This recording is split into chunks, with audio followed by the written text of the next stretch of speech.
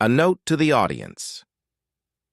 What you are about to experience is a journey through a landscape that many know all too well, but few speak of openly.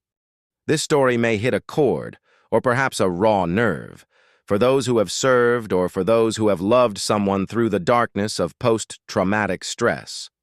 For some, it will be difficult to watch. For others, it will be heart-wrenching to hear. It deals with the reality of combat, the weight of survival, and the long, slow walk toward peace. So, please go on this journey with me. It is a story of betrayal by time, the loyalty of family, and the quiet bravery required to simply come home. To all the veterans out there, you are not alone. Your story matters, and your seat at the table is still warm. Welcome to The Pulse. Okay, everyone, on with the story of two best friends and a love that waited. Nancy's favorite hobby in high school wasn't varsity volleyball or painting. It was seeing how quickly she could make Alex Miller's ears turn bright red. As Matthew's best friend, Alex was a permanent fixture in their living room. He was steady, kind, and possessed a lopsided grin that made Nancy's heart do a frantic gymnastics routine. Naturally, she compensated for this secret crush by being his primary source of grief. "Nice haircut, Alex," she'd chirp, leaning against the door frame during their senior year. "Did Matthew do it with the kitchen shears, or did you just get caught in a lawnmower?" Alex would duck his head, that signature crimson creeping up his neck. "Focus on your SATs, Nan. Some of us are trying to play Madden."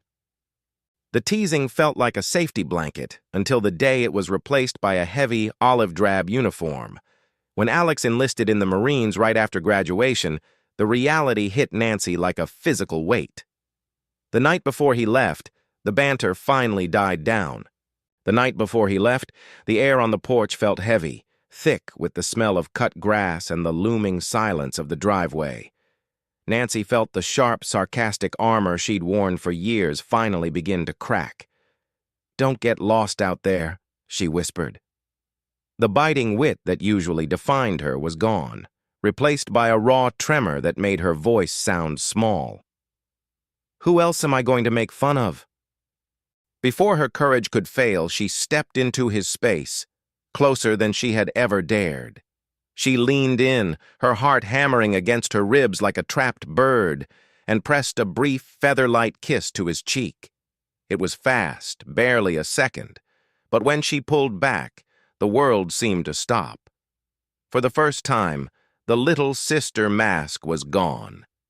They looked at each other with a terrifying clarity, the unspoken truth finally hanging between them. But the moment was a fleeting one. He was headed for Paris Island, bound for the Marines and a 4-year horizon that felt like a lifetime. Matthew stepped in then, sensing the sudden shift in the atmosphere. He slung an arm over Alex's shoulder, breaking the tension with a grin. "Hey now, use those eyes for the shooting range, buddy." He laughed, nudging Nancy aside. "I mean, even my mom gave him a kiss on the cheek. Everyone wants a piece of the hero." Matthew's mother followed, her eyes shimmering with pride and worry as she hugged him. "You come home, and you come straight here," she insisted, echoing the sentiment of the kiss. "We all want to see you." Then Matthew's father stepped forward. He wasn't a man of many words, but he moved with a gravity that demanded attention. He reached out and took Alex's hand in a firm, steady grip, the kind of handshake that carries a promise. "We will see you soon, son. You don't get lost out there," he said firmly. Alex froze for a fraction of a second. He had been a fixture in their house for years, but hearing that word, son, hit harder than the deployment itself. Looking back, that was the first time he truly realized he wasn't just the kid from down the street anymore. This house, with its messy kitchen and Nancy's sharp tongue and the family that had just claimed him, had become his second home. As he walked toward the car, he didn't look back, but the memory of that fast kiss and the weight of that new title followed him all the way to base. The letters from Paris Island were raw, wrote on grit-covered paper and filled with stories of sand, sweat, and the grueling transformation into a Marine. Nancy would devour them in her dorm room, tracing the indentation of his pen on the paper. Her replies were frantic and filled with the mundane details of her new life at college, the professors she hated, the coffee she drank to stay up for midterms, all of it peppered with the old teasing that felt like their private language. As the months bled into years, those scrawled notes evolved into long, thoughtful emails sent from a base overseas. They wrote about the big things, his fear during his first deployment, her uncertainty about her future, and the heavy silence that sat between them when they realized how much they were changing. Then the real world began to pull them in opposite directions. Nancy's schedule became a blur of internships and senior projects, her life moving at a breakneck speed toward a career. Meanwhile, Alex was operating in different time zones, his world measured in mission briefings and 4 a.m. watches. The 6-hour time difference became a wall. "I'll call you later" turned into "I'll try next week," until the deep soul-bearing dives were replaced by the shallow surface of digital life. Soon, the intimate emails tapered off. The connection that once felt like a lifeline was reduced to a few happy birthday texts, followed by a string of emojis and the occasional like on a photo of a sunset or a night out with friends. They were watching each other's lives through a screen, two strangers who used to know every secret, now just flickering images in a social media feed. Nancy went on dates. There was a guy named Mark, who was nice but boring, and a guy named Leo who was exciting but flaky. She tried to find that Alex spark in everyone she met, but it always felt like she was looking for a specific shade of blue in a room full of grays. Across the sands of Iraq, Alex's world narrowed down to the heat, the hum of the convoy engines, and the constant buzzing adrenaline of 3 consecutive tours. There wasn't much room for romance in a combat zone. Dating was a foreign concept when your life was measured in mission cycles and gear maintenance. When he finally got the chance to decompress, he and a few buddies took leave in the Philippines. It was his first real taste of the world outside the base or his hometown. The islands were a sensory overload, neon lights, humid salt air, and the vibrant chaos of a place that never seemed to sleep. There were girls there, certainly. He met women who were beautiful, kind, and fascinating in their own right, and for a few nights the distractions were welcome. But even under the tropical stars, something was missing. He would find himself sitting in a crowded bar or walking along a beach watching a girl laugh, and his mind would involuntarily flash back to a porch in the Midwest. He was looking for the wow factor, that specific electric spark that happened whenever Nancy walked into a room. He missed the way her eyes lit up right before she delivered a devastatingly funny insult. He missed the sharp, intelligent edge of her personality that kept him on his toes. No matter how far he traveled or how many people he met, everyone else felt like a muted version of the girl he'd left behind. They were lovely, but they weren't her. They didn't have the fire that made him feel truly alive. In the quiet moments before he headed back to the grit of his 3rd tour, he realized he was comparing every woman in the world to a standard they could never meet. Nancy had set the bar, and 4 years later, across an ocean, it hadn't budged an inch. Whenever Alex came home on leave, the air in the room changed. They would sit across from each other at Matthew's dinner table, the ghost of their high school selves hovering between them. "I heard you're dating some lawyer," Alex said during a visit last Christmas, swirling the ice in his drink. He looked older, broader, with a new hardness around his eyes that only softened when he looked at her. "I was," Nancy replied, her heart hammering against her ribs. "He didn't like my sense of humor, said I was too provocative." Alex let out a short, dry laugh. Clearly he couldn't handle the heat, his loss. The tension was a physical thing, a bridge they both wanted to cross, but neither was ready to build. He was still tied to the service, and she was finally finding her footing in her career. The timing was a jagged puzzle piece that refused to fit. "Well, Nance," Alex said, his voice dropping into that low, steady tone that always made her breath catch. I have just 10 months left. Then I'm home for good. They were sitting in the living room, the familiar sounds of the house wrapping around them, but the air felt charged. Nancy looked at him, really looked at him, noting the fine lines around his eyes that hadn't been there 4 years ago. Are you okay? She asked softly, her teasing persona completely gone. I mean, you seem okay now, but I know you've been through it over there. She hesitated, the curiosity and the worry finally winning out. What was it like, Alex? The war, what was it really like? The room went deathly silent. Alex's gaze shifted, his eyes fixing on a spot on the wall as if he were seeing right through the house and back to the dust of Iraq. A shadow crossed his face, a look of such heavy, haunted stillness that it made Nancy's chest ache. Beside her, her dad's hand moved instinctively, gripping his wife's hand.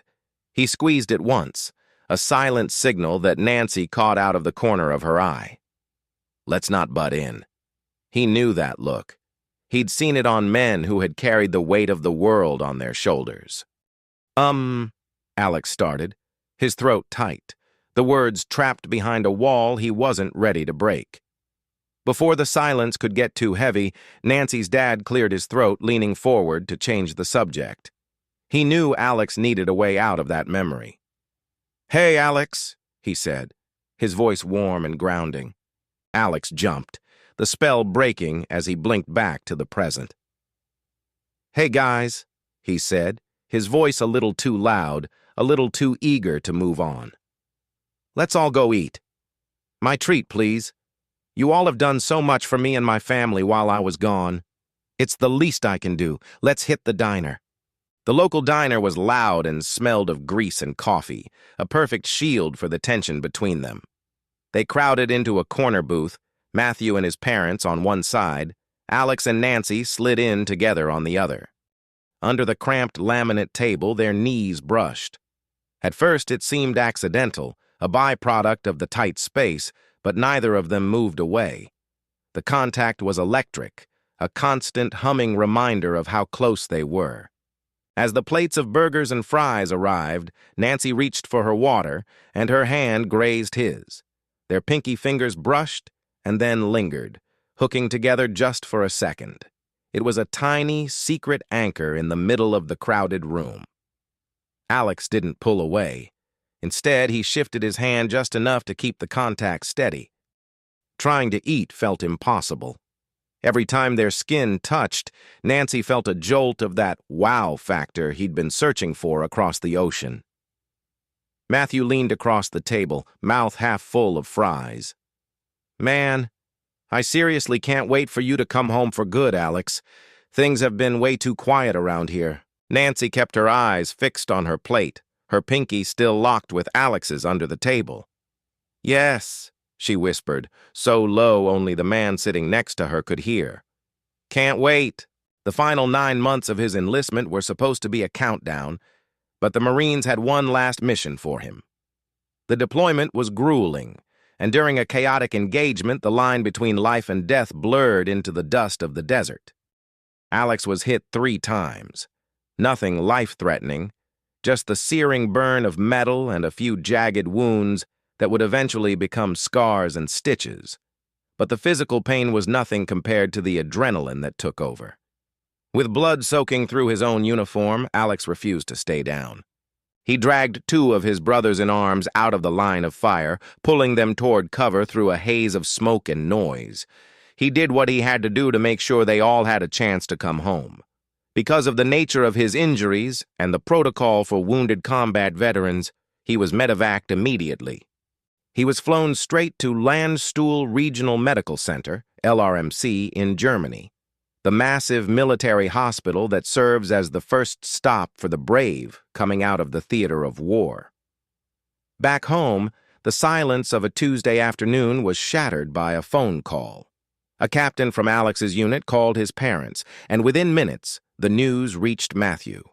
Matthew walked into the kitchen where Nancy was sitting, his face pale and his hands shaking as he gripped his phone. When he told her Alex had been wounded and flown to Germany, Nancy felt the world tilt on its axis. the strong, teasing girl vanished instantly. She broke down, her breath hitching in her throat as she gripped the edge of the table. "Is he okay? Matthew, tell me. Is it bad? How bad is it?" "I don't know, Nan," Matthew said, his voice thick with his own fear. Mom and Dad stood there in shock. "The captain said he's stable. They're sending him home in 2 weeks. Maybe if it's only 2 weeks, it isn't that bad." But Nancy knew better. 2 weeks meant his body might be healing, but she knew the look she had seen in his eyes at the diner. She knew that while the stitches would close the wounds on his skin, the things he had seen, the weight of pulling those men to safety and the horrors of that final tour, had left marks on his mind that no doctor in Germany could reach. For the next 14 days, Nancy lived in a state of suspended animation. She didn't care about the wow factor or the secret love anymore. She just wanted him back on that porch, even if he never said another word. The atmosphere at the airport was electric, but for Alex, it felt like a wall of noise he wasn't ready to climb. As he was wheeled down the long linoleum corridor, the click-clack of his wheelchair echoed against the silence of his own thoughts. He was sitting in the chair, a blanket draped over his lap, and he could see the look in the eyes of the strangers watching him pass. He knew what they were thinking, the way their eyes dropped to his legs, wondering if he'd left them in the sand. As he rolled by, people waiting for their flights began to stand. One by one, a wave of applause started at the gate and followed him down the terminal. Total strangers were clapping, some placing hands over their hearts, others whispering, "Thank you for your service." To them, he was a living symbol of bravery. To himself, he just felt like a man who wanted to disappear into the floorboards. Behind his eyes, the hero narrative didn't fit. Everyone saw the 2 men he saved, but all he could see were the 4 from his unit who weren't coming home. He didn't feel like a hero. He felt like a survivor who had paid a price he couldn't explain. Then, he saw them. At the end of the corridor stood a sea of neon poster board and familiar faces. There was Matthew, holding a sign that said, "Welcome Home, Marine," and his mom and dad standing right next to Alex's own parents. The sight of his second family finally broke through the fog. For the first time in months, a genuine smile flickered across his tired face. Nancy didn't wait for the wheelchair to stop. In a literal blink of an eye, she was a blur of motion. She sprinted past the barricades, her heart screaming, and threw her arms around his neck, burying her face in his shoulder. "Alex!" she sobbed, holding him with every ounce of strength she had. Alex let out a sharp, hissed intake of breath, his body tensing as he winced. The stitches in his side and the bruising on his ribs protested the sudden impact. Nancy pulled back instantly, her face pale with horror. "Oh my God, Alex, I'm sorry. I'm so sorry. I didn't mean to—" "No, no," Alex wheezed, catching his breath and reaching up to catch her hand. He pulled her back toward him, more gently this time. "It's okay, Nan. It's a good kind of hurt. Just let me look at you." The airport noise faded away. The 4 years of distance, the 3 tours of desert heat, and the long nights in the German hospital ward finally felt like they were behind him. He was home. Even if his mind was still back there, his heart was finally right where it needed to be. The transition back to civilian life was harder than any mission Alex had ever faced. Once the initial adrenaline of the homecoming faded, the quiet of his parents' house felt deafening. He started his physical and mental therapy sessions, working through the trauma that had hitched a ride home in his mind. And through every appointment, every setback, and every long afternoon, Nancy was there. At first, they didn't do much. They just walked. They'd spend hours pacing the familiar suburban streets or the local park trails. Nancy did most of the talking, filling the silence with stories of her life, the funny office politics, her dreams for the future, and the small dramas of the neighborhood. She was a constant, steady hum of normalcy in his chaotic world. Alex would talk some too, but he drew a hard line in the sand. He talked about the Philippines, about his childhood with Matthew, and about the future he was trying to build. But he never spoke about Iraq. That part of his soul was locked behind a heavy door, and he wasn't ready to let her see the shadows behind it. As the weeks turned into months, a new kind of tension settled between them. Alex started getting the vibe that Nancy only wanted to be friends. She was so supportive, so sisterly in her care, that he began to doubt every feeling he'd carried across the ocean. He figured that after seeing him in that wheelchair, broken and haunted, she couldn't possibly see him as a romantic interest anymore. Weeks of quiet strolls and steady support had created a rhythm between them. But that very rhythm was exactly what was feeding his doubt. While they walked, Alex watched her from the corner of his eye. He saw her unwavering kindness, the way she'd bring him lunch, the way she'd sit in comfortable silence while he struggled with his thoughts. And he began to second-guess the spark he had carried for years. He worried that in her eyes, he was no longer the brave young man she'd kissed goodbye, but someone fragile who simply needed a crutch to lean on. He started to believe that she stayed not out of love, but out of a deep, sisterly sense of duty to a wounded friend. The internal wall he built was reinforced by his own fear of losing her. If he moved too fast, if he reached for her hand and she pulled away, he would lose the only anchor keeping him steady. Maybe this is enough, he'd tell himself, his grip tightening on his jacket pocket as they paced the familiar sidewalk. Maybe having her as a friend is all I'm allowed to have now. Maybe I'm too broken for the rest of it. He convinced himself that a safe friendship was better than a rejected heart, even as every beat of that heart screamed her name. He was a Marine who had survived the desert, yet he was terrified of the silence that would follow if he told her the truth and found out he was walking alone. The irony was that while he'd spent 3 tours in the Marines dreaming of her, he now had no idea how to actually talk to her. In his head, he had rehearsed 1,000 confessions, but in person, his nervousness paralyzed him. He was a man who had faced down enemy fire, yet he couldn't find the courage to ask her if she remembered that kiss on the porch. He was terrified that if he reached for more, he might lose the one person who was helping him keep his head above water. So, he stayed quiet, his heart hammering against his ribs every time their shoulders brushed during those long, silent walks, both of them waiting for a signal that neither knew how to send. The theater was dark, the air-conditioned chill a sharp contrast to the humid evening outside. Matthew had brought his girlfriend, and the 4 of them sat in a row with oversized buckets of buttery popcorn, ice-cold sodas, and boxes of candy. To everyone else in the theater, it was just a Friday night. But to Alex, it felt like an alternate dimension. When you're overseas, these are the things that become myths. You don't get the crinkle of a candy wrapper or the fizz of a fresh soda. You get lukewarm water from a plastic canteen and the grit of sand in every meal. Sitting there, with the flickering light of the screen reflecting in Nancy's eyes, the girl he'd carried in his heart through every dark night in Iraq, it should have been perfect. But his mind wouldn't let him just be there. While the movie played, a different script was running on a loop in the back of his head. It was the rhythm of the Marines, a cadence of survival that didn't have an off switch. Get up, move, look out, get your head down, stop, look left. Clear your weapon. Do I have enough ammo? Get batteries for night vision. I can shut it off. Every time someone in the theater laughed too loud or a door slammed in the lobby, his muscles coiled. His eyes weren't watching the romantic comedy on the screen.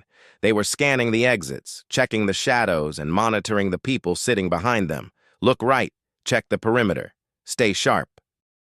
He sat stiffly, his popcorn untouched. He wanted to reach over and take Nancy's hand, to finally bridge the gap between just friends and the wow factor he felt every time she breathed. But he didn't know how to navigate this world anymore. In the service, everything was a directive. You had an objective, a mission, and a chain of command. But there was no manual for how to tell your best friend's sister that you were drowning in your own head while sitting in a luxury recliner. Nancy glanced over at him, noticing his white-knuckled grip on the armrest. She reached out, her fingers lightly brushing his forearm. For a split second, the loop in his brain stopped. Stop. Look left. He looked at her, and for a moment, the theater, the movie, and the ghosts of Iraq faded. He still didn't have the words, and the tactical commands were still whispering in his ears. But as she leaned her head briefly against his shoulder, he took his first real breath of the night. He was home, even if his mind was still learning how to stay there. 6 months had passed, and the physical therapy had done its job. Alex's body was strong again, and he'd found a rhythm-working framing for a local construction crew. He liked the honesty of the work, the weight of the lumber, the smell of sawdust, and the focus required to build something from nothing. He had been on the job for 2 weeks, helping frame a sprawling 2-story house on the edge of town. Most days, Nancy would drive out during her lunch break, bringing sandwiches and cold drinks. They would sit on the tailgate of his truck, the tension between friends and something more still humming quietly between them, though the walks and the talks had made them closer than ever. After they finished eating, Nancy squeezed his hand and started heading back to her car. "See you tonight?" she called out. "Count on it," Alex said, reaching for his tool belt. As Nancy walked away, the construction site was a symphony of productivity. On the far side of the lot, 2 workers on the roof began firing their pneumatic nail guns in rapid succession. Crack, crack, crack, crack. The sound didn't just reach Alex's ears. It bypassed his brain and hit his nervous system like a live wire. To everyone else, it was the sound of a house being built. To Alex's combat-trained mind, it was the unmistakable rhythm of automatic gunfire from a distance. Nancy heard the sudden silence of the site and looked over her shoulder. Her heart dropped. Alex wasn't standing by his truck anymore. He was face down in the dirt behind a thicket of overgrown boxwood bushes at the edge of the lot. His face was pressed into the mud, his hands over his head, and he was screaming at the top of his lungs. At first, the sounds coming from him weren't English. He was shouting commands in a jagged, guttural tone. Words Nancy didn't understand. Phrases in Arabic he had picked up during his tours, the language of the very streets where he'd learned to survive. It was the frantic, rhythmic speech of a man trying to coordinate a squad in the middle of a literal storm. The workers on the roof stood paralyzed, their nail guns heavy in their hands, staring down at the new guy who was currently fighting a war they could only imagine. Nancy didn't care about the stares or the confusion. She only saw the man she loved drowning in a memory. She ran toward the boxwoods, her voice calling his name like a lifeline through the smoke of his mind. The other workers froze, hammers suspended in midair. They stared down from the rafters and the roof, confused and whispering to one another. They didn't know about Iraq.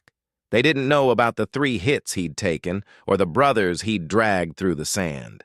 To them, he just looked like a man who had lost his mind. Nancy didn't hesitate. She ran back across the gravel, ignoring the stares of the crew. "Alex!" she cried out, dropping to her knees in the dirt beside him.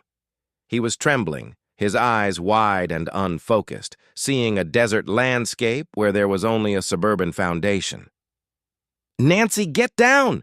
he hissed, trying to pull her into the dirt with him. "Stay low!" The moment her hand touched his forearm, warm, steady, and familiar, the spell shattered. The calm didn't come all at once.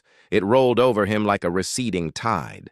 He blinked, the dust of Iraq clearing to reveal the green grass of the construction site and Nancy's tear-filled eyes.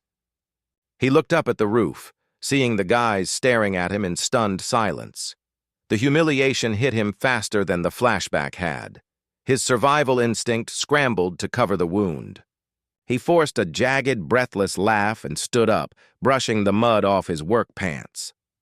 "Ha! Gotcha!" he shouted up to the crew, his voice straining to sound playful. "Man, you guys should see your faces. Thought I'd give you guys a heart attack." The workers chuckled tentatively, returning to their tasks, but the air remained heavy. They knew it was no joke. The way he had hit the dirt was too real, too practiced. Alex turned back to Nancy, his face pale and his hands still shaking. He didn't say a word. He just walked to his truck, threw his tool belt into the cab, and climbed into the passenger seat of Nancy's car. He didn't care about the job or the half-finished house anymore.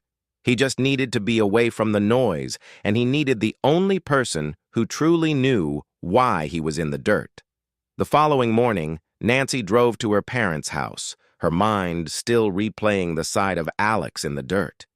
She found her father on the back porch, staring out at the yard with that quiet, distant look he got sometimes. He had served in the Army during Vietnam. He'd arrived toward the tail end of the conflict, serving one intense year just as the transition began to bring the troops home. Though his time was short compared to some, the sights and sounds of that year had never truly left him. "Dad, I need your help," Nancy said, her voice cracking. She sat down and told him everything, the nail guns, the screaming, the way Alex had looked right through her like she was a ghost in a war zone. Her father didn't look shocked. He didn't even blink. He just let out a long, slow sigh and nodded. "I know, honey. I've been waiting." Nancy looked at him, startled. "What? How? Who told you?" "Nobody had to tell me," he said, finally turning to look at her. His eyes were kind but heavy with a shared understanding. "Look, sweetie, you have to understand something about men like Alex. He's got a strong body and he's standing right in front of you, but he isn't home yet. Part of him is still over there, walking point, waiting for the next sound to break the silence." He reached out and took her hand. "He has a lot to work out in that head of his. Things that don't just go away because you've got a civilian paycheck and a set of car keys. My advice? Just be there. Don't judge him, and don't push him for answers he doesn't have yet." Nancy looked down at her lap. "I want to be more than just his friend, Dad. I've loved him since I was 17. "Then love him enough to just be his friend for a while," her father replied firmly. "Right now, he needs people he can count on more than he needs a girlfriend. He needs to know that when he falls, someone is going to catch him without asking 1,000 questions." He stood up, adjusting his cap. "I'll talk to Matthew. Make sure your brother understands to keep things low-key around him.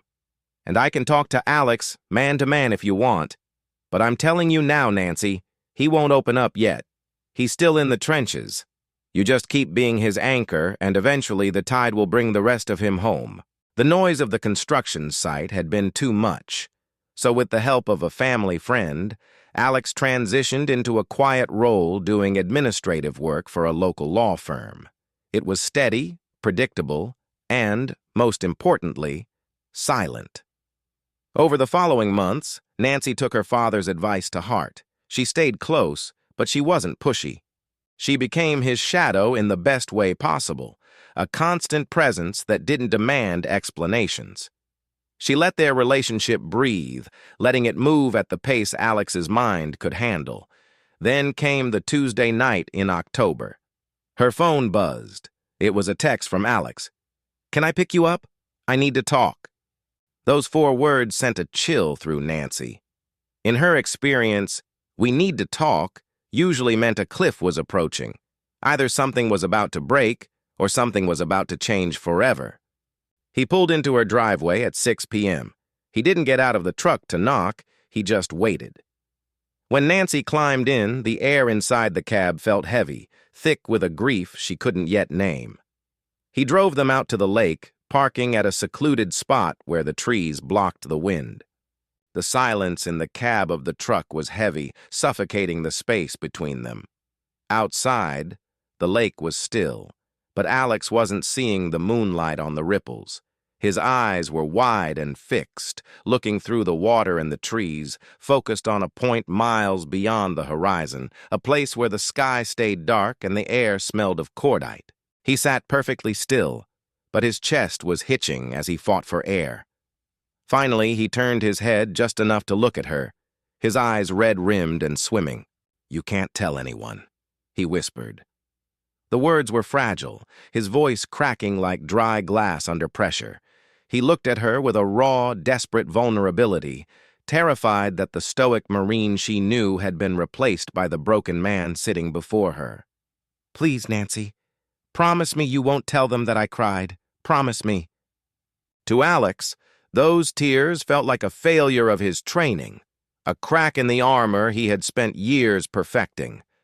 He was terrified that if the world knew he could break, he'd never be able to put the pieces back together. "I promise," Nancy said softly, her own heart hammering against her ribs. She didn't care about the Marine or the tough exterior. She only cared about the man who was finally letting her see his soul. She reached across the console, her hand steady and warm. "I promise, Alex. It stays here. I'm right here, and I'm not going anywhere." She watched as his eyes began to fill, the tears held back by a final, thin thread of marine-grade composure. "I just found out. One of the guys I saved. The one I dragged through the dirt." The look on his face was a map of pure agony. Nancy reached across the center console, grabbing his arm as he collapsed inward. "He's gone," Alex choked out. "He hurt himself. His mom called me an hour ago. She said he just couldn't deal with the noise anymore. He couldn't find a way to come home." The weight of it hit the cab like a physical blow. Alex, the man who had survived 3 tours and saved lives, finally broke. He wasn't the hero in the wheelchair or the tough guy on the construction site. He was just a man who had lost a brother he thought he'd brought back to safety. Nancy didn't hesitate. She climbed over the console, ignoring the cramped space, and pulled him into her arms. She held his head against her shoulder as he finally let out the jagged, soul-crushing sobs he'd been holding back since he left Germany. "I'm right here," she whispered over and over, her own tears soaking into his shirt. "I'm not going anywhere. You're home, Alex. I've got you. I'm right here." Weeks had passed since the day at the lake, and the air had turned crisp, carrying the scent of dried leaves and wood smoke. Nancy and Alex were walking the same trail they had paced a dozen times before, the same stretch of sidewalk that had seen them through his silent days and his loudest memories. But today, the air felt different. The heavy shield Alex usually carried felt lighter. As they walked, his hand hovered near hers, the distance between them closing inch by inch. Finally, he reached out. His calloused fingers brushed against hers, and for a heartbeat he hesitated, his old nerves flaring up. But Nancy didn't recoil. She didn't pull away. Instead, she opened her palm and laced her fingers firmly into his. The connection was electric. No words were said, but the silence was no longer empty.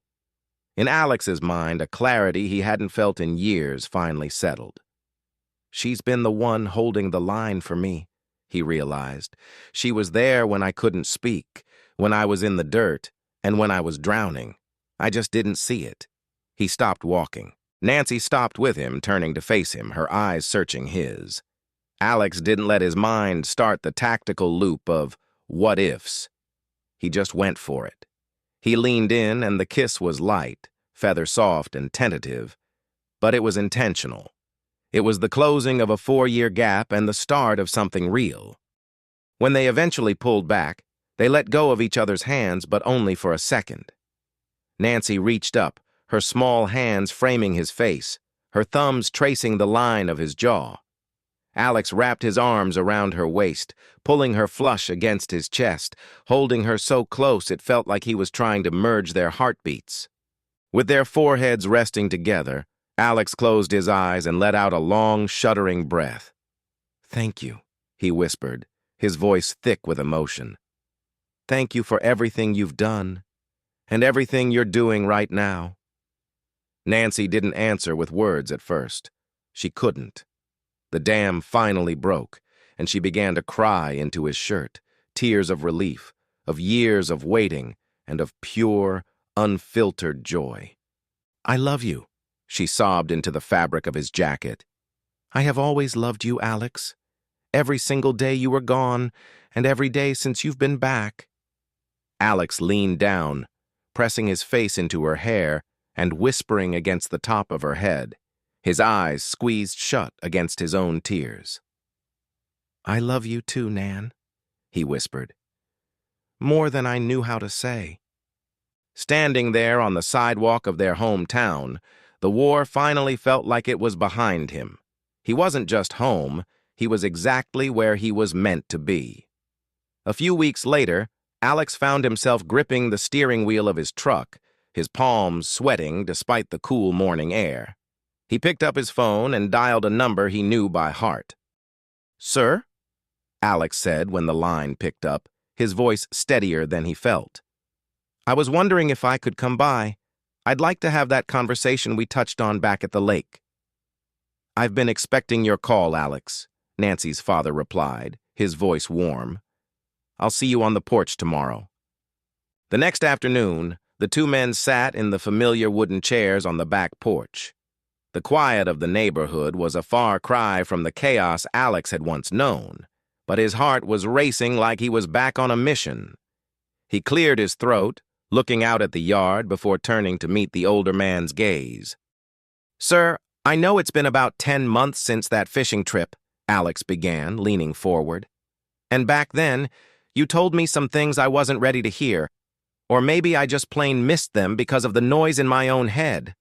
But, sir, it has all come to light now." He paused, the weight of the moment pressing down on him. The words started stumbling out, raw and honest. I'm here to ask for your daughter's hand. I know I've got scars, and I know I'm still a work in progress, but I hope I've lived up to a standard that you find worthy. I want to hold her heart for the rest of our lives. It would be the greatest honor of my life if I could officially call you Dad." The porch went silent for a heartbeat. Nancy's father didn't answer right away. He stood up slowly, his eyes shimmering with a mix of pride and ancient understanding. "Son, stand up," he commanded gently. Alex stood, his shoulders squared. The older man reached out, gripped Alex's hand in a firm, calloused shake, and then pulled him into a powerful embrace. He leaned in close, whispering into Alex's ear so the words were for him alone. "Son, you were the only one my daughter was ever going to have," he whispered, his voice thick with emotion.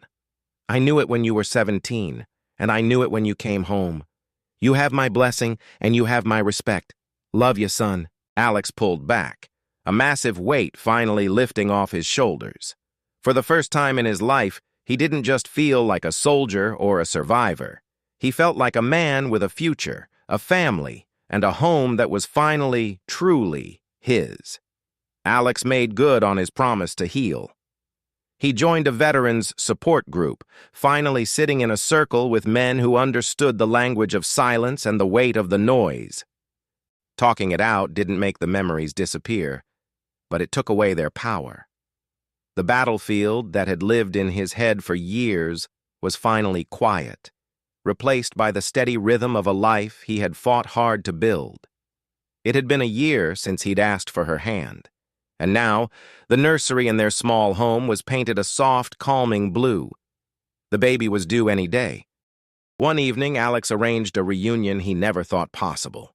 He met up with a few of his old buddies at a local restaurant, including Sergeant Jones, the man he had dragged through the dirt under fire. They hadn't seen each other in person since that frantic day in the desert. The reunion wasn't heavy or somber. It was filled with deep, belly-aching laughter and shared stories that finally felt like they belonged to the past. Nancy sat beside him, watching the way Alex leaned back in his chair, his eyes bright and his smile genuine. She looked at him and he caught her gaze, leaning in close.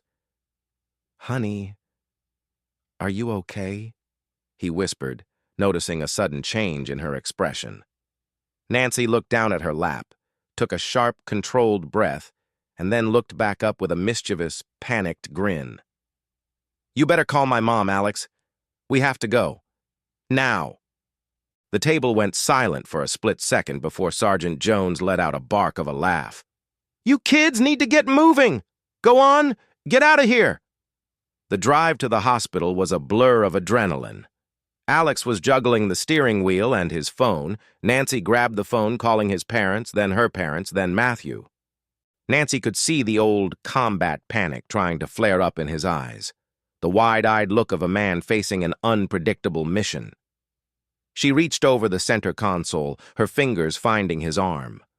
The moment her skin touched his, the tension drained out of him. The calm that she had provided him since high school washed over him once more. He looked at her, truly seeing her, and a massive realization hit him. "I'm going to be a dad today," he breathed, his voice filled with awe. "Oh my God, Nancy, I'm going to be a dad." 8 grueling, beautiful hours later, the room was filled with the first sharp cry of their daughter. They named her after both of their mothers, a bridge between the two families that had raised them. The atmosphere in the hospital room was thick with a quiet, holy kind of joy. As Alex stood by the bed, the tiny, swaddled bundle felt lighter than air against his chest. He felt the weight of 2 sets of heavy, supportive hands land on his shoulders, his father on one side and Nancy's dad on the other. Both men were uncharacteristically quiet, their eyes shimmering with tears they refused to let fall. But as the fathers looked at Alex, expecting a smile or a celebratory shout, they saw him freeze. A completely blank look washed over Alex's face. He stared down at the baby, then looked up at the 2 older men, his brow furrowed in genuine, wide-eyed confusion. The room went silent. The moms looked at each other, then at Alex, their smiles faltering as they tried to figure out what was happening in his head. Nancy reached out from the bed, her hand finding his. "Alex? Honey, what's wrong?" Alex looked at her, then back at the baby, and finally at the blue-tinted walls of the hospital room. He looked like a man who had just realized he'd walked into the wrong theater. "The room," he blurted out, his voice a mix of shock and deadpan realization. "The nursery. We painted the whole room blue. Everything is blue." For a split second, the silence held. Then the realization hit everyone at once. In all their preparation, all their talks of the baby, they had subconsciously convinced themselves it was a boy. The entire room broke out into a roar of laughter. The tension that had built up over 8 hours of labor snapped instantly. The fathers practically doubled over, their hands still on Alex's shoulders, shaking with mirth. "Well, son," Nancy's dad wheezed through his laughter, "I guess you better get used to pink or get ready to start repainting the moment you get home."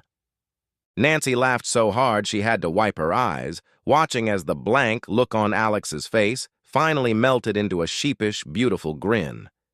He looked down at his daughter, tucked her closer to his heart, and laughed right along with them. The color of the walls didn't matter. For the first time in years, the only thing Alex saw was a future that was bright, clear, and perfectly unexpected. "Look at that," Nancy's father whispered, his voice thick with pride. "You did good, son. You did real good." Alex looked down at his daughter, then back at Nancy, who was glowing despite the exhaustion. The war was over. The long walk home was finished. He wasn't just a survivor anymore. He was a father, a husband, and a man who had finally found his peace. A final word. Understanding the weight of the journey. If you have made it to the end of this story, you know it is more than just a romance. It is a reflection of a heavy reality faced by thousands of men and women every single day. While the VA reports 17-18 veteran suicides per day, many studies suggest these numbers may be underreported. Organizations like America's Warrior Partnership estimate that up to 24 veterans die by suicide daily. When you include an additional 20 deaths from self-injury mortality, such as accidental overdoses or high-risk behaviors, the total reaches a staggering 44 deaths per day. This discrepancy highlights the massive challenges in how we classify and report the struggles of those who have served. Understanding post-traumatic stress, PTS. After witnessing or experiencing a traumatic or tragic event, individuals may develop post-traumatic stress, PTS. Due to the extreme demands of military service, especially during active wartime deployment, PTS is significantly more likely to develop in veterans than in civilians. Service members are often exposed to prolonged stress, constant high alert status that rewires the nervous system. Life-threatening situations, direct combat or the constant threat of IEDs. Moral injury, the deep psychological impact of being forced to make impossible choices during war. Unlike a one-time traumatic event, military trauma is often progressive and cumulative. It builds up over months and years, making recovery more complex and requiring a dedicated network of long-term support. You are not alone. To all the brothers and sisters who have served, the battlefield in your head does not have to be fought alone. Just like Alex, reaching out is the bravest mission you will ever undertake. There are people who care, family, friends, and fellow veterans who are ready to help you find your way back home. If you or someone you know is struggling, please reach out for help. Veterans Crisis Line, dial 988 and press 1 or text 838255. Available 24/7, confidential, and free. Reach out. There is peace on the other side of the noise. To our veterans, your watch is over. You are home. You are loved. We got it from here, and thank you.